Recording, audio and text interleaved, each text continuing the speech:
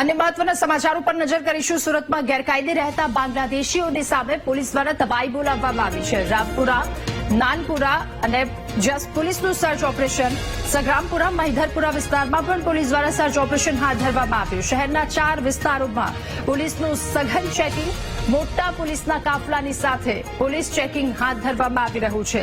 એક તરફ અમદાવાદમાં કાર્યવાહી હાથ ધરવામાં આવી રહી છે, તો બીજી તરફ આ સુરતથી દ્રશ્યો સુરતમાં પણ अलग अलग 4 વિસ્તારોમાં પોલીસ દ્વારા સર્ચ હાથ ધરાયો છે। મોટા પોલીસના કાફલાની સાથે ચેકિંગ હાથ ધરવામાં આવ્યું છે।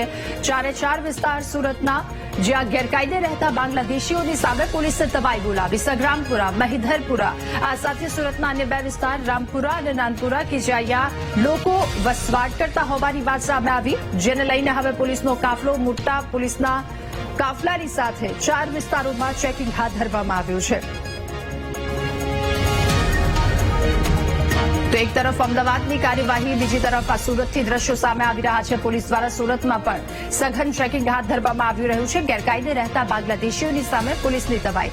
સુરતના અલગ અલગ 4 વિસ્તાર સગ્રામપુરા, મહિધરપુરા, નાનપુરા અને રામપુરા જ્યાં મોટા પ્રમાણમાં બાંગ્લાદેશીઓ ગેરકાયદે વસવાટ કરતા હોય તે વાત સામે, ત્યારબાદ હવે પોલીસનું આ સર્ચ મોટા કાફલાની સાથે પોલીસે અલગ અલગ ટીમો બનાવી ત્યાં સર્ચ હાથ ધર્યું છે। શહેરના 4 વિસ્તારોમાં પોલીસનું સર્ચ મોટા કાફલાની સાથે તેમના દ્વારા ચેકિંગ હાથ ધરવામાં આવી રહ્યું છે।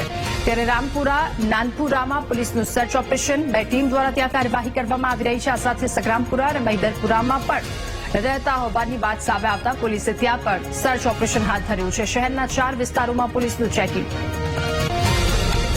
વધુ માહિતી મેળવીશું। સંવાદદાતા ધ્રુવ આપણી સાથે ફોન લાઈન પર જોડાયા છે। ધ્રુવ, સુરતમાં પણ બાંગ્લાદેશી ગેરકાયદે રહેતા હોય તેમના પર તબાહી બોલાવાઈ છે, શું વધુ વિગતો?